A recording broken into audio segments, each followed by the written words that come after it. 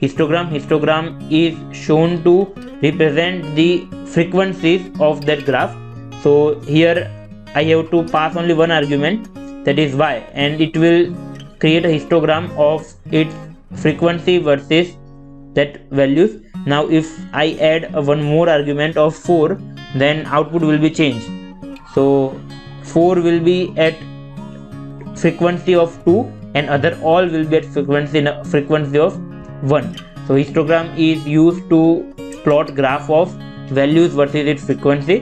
One of the important graph in terms of statistics.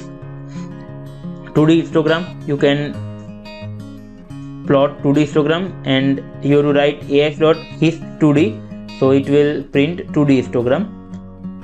Now